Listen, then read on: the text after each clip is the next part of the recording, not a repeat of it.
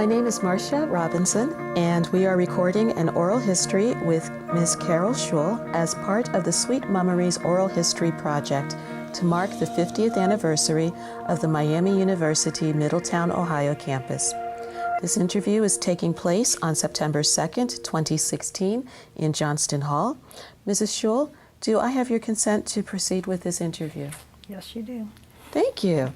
So, can you tell us about your first connections to Miami University? Basically, we came back to Middletown in 1971. The campus was already here at that point, but for a while we really didn't do a whole lot with it. Our son was born overseas, but started Middletown schools in 1976. And we kind of would come over to Miami and see things and things like that. One of the things I do remember when he was in, I believe, later elementary school, he attended the Kids in College, which I believe you had to be selected to participate in that. He thought that was really a good experience for him. He loved that. What kinds of things did kids do in Kids in College? They did some science experiments as part of Kids in College, and I believe he did some fun things. They did some fun things also. But I remember that was kind of a special thing. One of the other things, he was also invited, and I believe this was when he was older, he attended some sort of a science workshop that he had been selected for too. He actually ended up being, when he went to college, he was a chemistry major, so science and math were always his very strongest points, but he really thought the Kids in College was kind of a neat experience for him. He liked that. So you're talking about family. I understand that your family started as a unit at the Oxford campus. We did. David and I met in 1962. I was a sophomore at Miami. He was a junior, and we dated the entire time at Miami. And then we were married in 1964. So we've been a Miami merger for years and years, a real true one. It happens that our son also graduated from Miami University, and his wife also graduated. They are considered Miami mergers, but they really didn't know each other all through Miami at all. They happened to be there at the same time, though. So it's a multi-generational family experience. Right. Oh, that's wonderful. Yes, I only have one brother, and actually 2 of his children also went to Miami University. David has 3 other brothers, and 2 of those are Miami University graduates from the Oxford campus. That's amazing. Can you tell us what your major was and your career choice? Okay. I started Miami as an elementary education major and never changed. Actually, I taught 30 years, and then I was director of a nursery school here in Middletown for 15 years. So I was involved with education for over 45 years. Some of your students may have attended the MUM campus. What did it mean to them and their families to know that education was here? I think having this campus here has been great, just from the standpoint of in the beginning, it was definitely kind of a 2-year program. Now, with all the 4-year degrees that they are now offering, I think it's just been a real added bonus that has helped Middletown tremendously. I know I'm very involved with the scholarships through the foundation, and when we review all the students' applications, many of the students are taking post-secondary classes, which, thank goodness Miami is so close that it's just right in their backyard that they can do it. It's kind of amazing. Right now we have a girl living with us, or staying with us, this semester. She's actually taking a class here on campus to finish up her degree before she starts into the nursing program. So access is very important. Access is wonderful. It makes it very convenient for the kids. You mentioned foundations. I understand that you're associated with quite a few community groups. Would you mind talking about those? Okay. Quite a few years ago, my neighbor happened to be very involved with Soroptimus of Middletown and kind of got me involved with that. I was a Seroptimus member for many, many years. I just recently kind of took a leave of absence for a couple years, but Seroptimus has had a very important part of Miami Middletown. They were one of the very first groups to offer a scholarship for women here on the campus, which that scholarship is still offered yearly to women. We had to kind of expand. It used to be only for the Middletown campus, and now because students are constantly going to different campuses, it's now offered to all the regional campuses. But I'm also very involved with the Middletown Community Foundation. Actually, I'm the president-elect and will become the president as of the end of this year. And the foundation has a very special place in that Miami Middletown has offered. We actually have all of our receptions each year for our graduating seniors as part of Youth Council. One of the things our Youth Council students do is they are allotted an amount of money. They read grants from all the different nonprofits and then are awarded grants to different nonprofits, and we give those away in May. For probably the last 6 or 7 years, I've been the mentor for Youth Council kids, so I really enjoy that because it kind of keeps me involved with high school kids instead of elementary kids. I was a kindergarten teacher, so I only had little people, but I really enjoy the Youth Council group. Could you tell us about the connection between the Middletown Symphony and how long the symphony's been around and the Miami campus? Okay. Actually, Middletown Symphony is celebrating their 75th anniversary this year. Kind of the sad thing is this will be our final year. It was a decision that was very difficult to make. We spent many hours discussing it. Middletown Symphony has been kind of a landmark in Middletown, and it's kind of sad that we just can't keep it going. It ends up being, our board has been the same board for many, many years. We've tried to attract a younger population to get involved with being on the board. We've tried to attract a younger audience to come and listen to the symphony concerts, and that's getting more and more difficult. We're kind of losing our support base. It's harder and harder for us to get grants to keep the symphony going. It's harder and harder for us to try to fill Finkelman Auditorium because our audience is getting much older.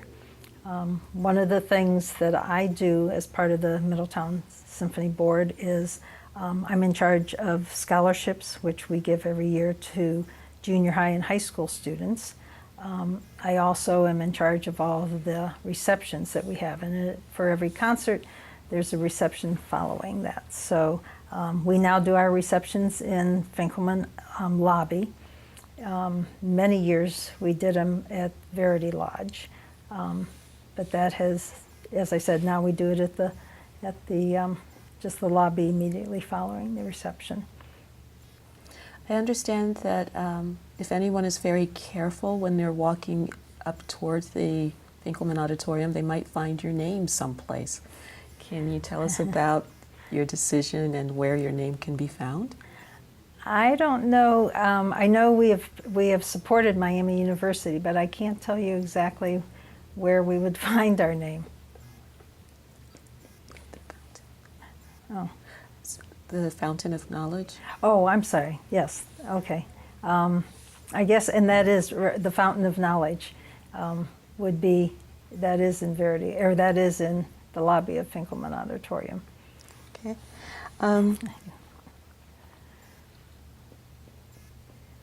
Can you tell us about some of the symphony events like MidSummer Melodies? Okay.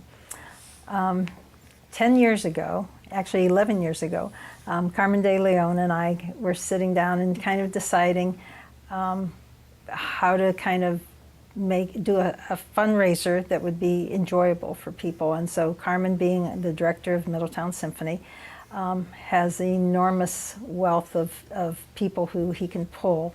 And so he plays the drums.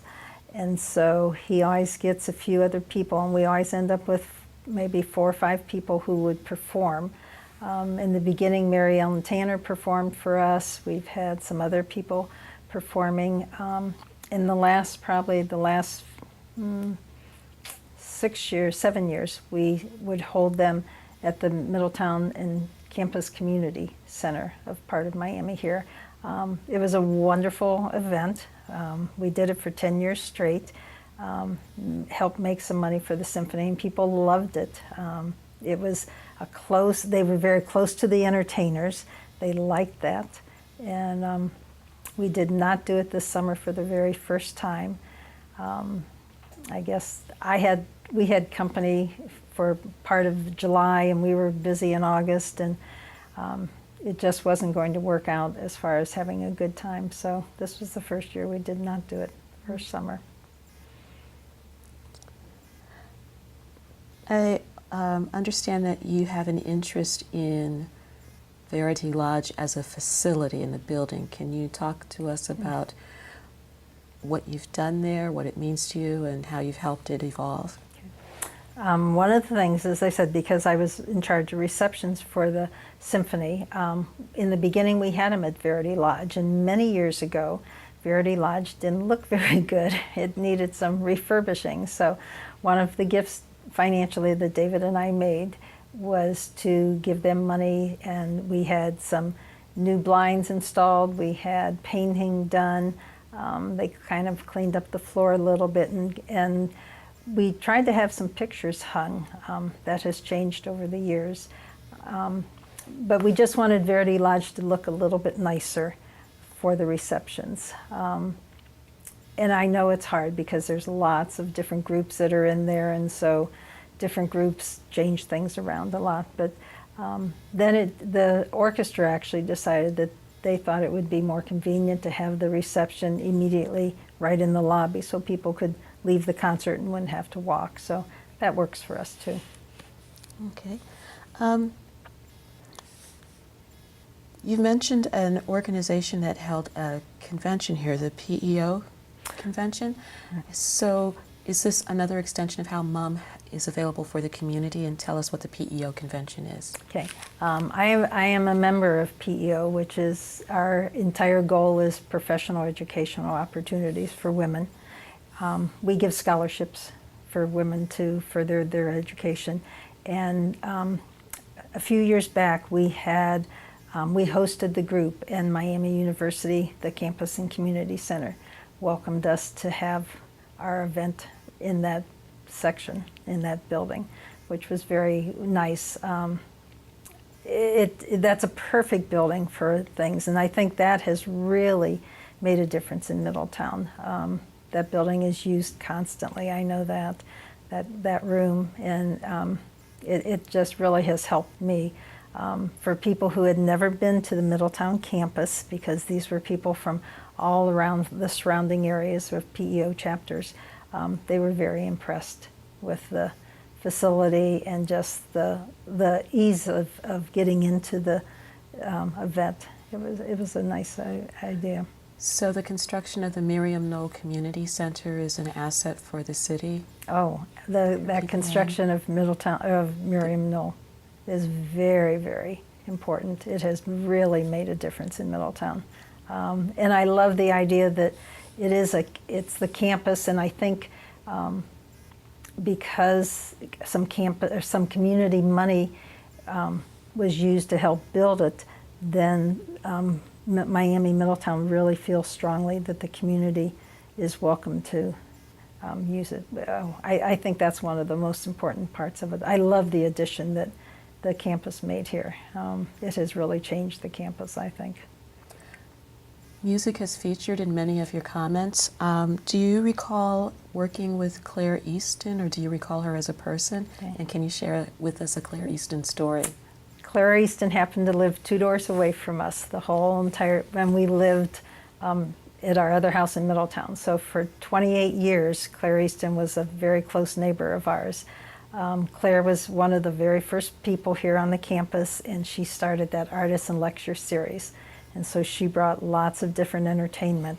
Claire was also very involved with Midfest. David and I were also very involved with Midfest, and so we just had lots of time to do different things. One of the things that I do remember that Miami also offered at the Finkelman Auditorium was the Fantastic Fridays. And our granddaughter used to live in Middletown, and when she was quite young, we would be her babysitters. And so when they had the special Friday events, we brought her more than once to, and we'd have to sit in the back because all the elementary schools were there with us, but she just loved the different events. I remember the puppets that came. I remember lots of things. One of the things I'll never forget, even as she got a little bit older and she'd come with us as we would set up the receptions,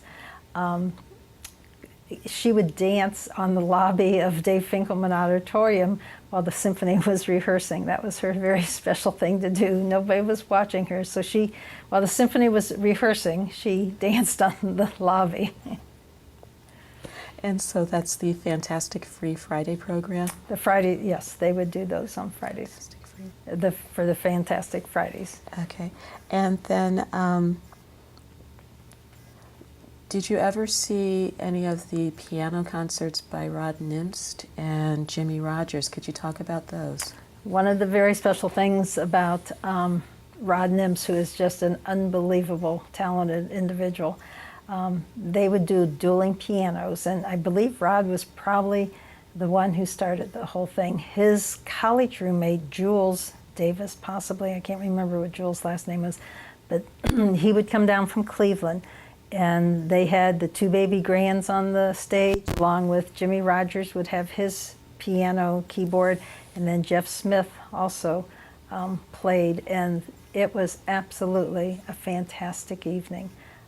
We still have some CDs that Rod made for us years and years ago.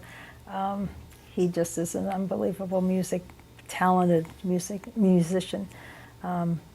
But and that was always held at Finkelman, an outstanding evening of music.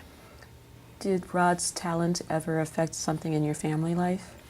Rod has been a very special friend for many, many years. When our son got married 13 years ago, Rod actually played their music for him at the church. And it was interesting because they got married in a church in Dayton, and Rod, who has unbelievable music talent, had to have the organist from the church just there. She could not let somebody play that organ unless she was present. So he did.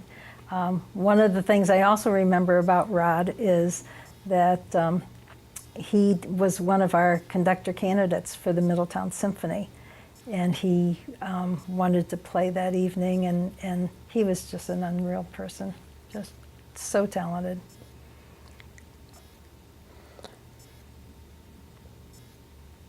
Is there anything else you would like to share with us about what MUM means in terms of access or community support as originally envisioned by the planning committee that created this campus? I applaud those men many years ago that had that vision. It's a wonderful opportunity. There were some real leaders of Middletown who felt it was very important. I know when I'm at Dave Finkelman Auditorium, I look at those Finkelman pictures that are on the wall. Obviously, they felt very, they wanted Middletown to have a special place here, wanted Miami to be here. I applaud them for doing that. Hopefully, we have helped a little bit financially and just kind of getting involved with things. I promote Middletown Miami very much. I think it's a perfect opportunity for students. As I said, I'm very involved with the scholarships, and I strongly recommend students, especially if they aren't sure where they want to go to school or financially they really don't have a lot of money, that this is a perfect opportunity to get started and see if college is really the place for them. So I love it. I'm very pleased it's here. Is there anything else you would like to share with us? At this time, I can't think of anything else I'd like to say. Do I have your permission to discontinue the recording? Yes. Thank you.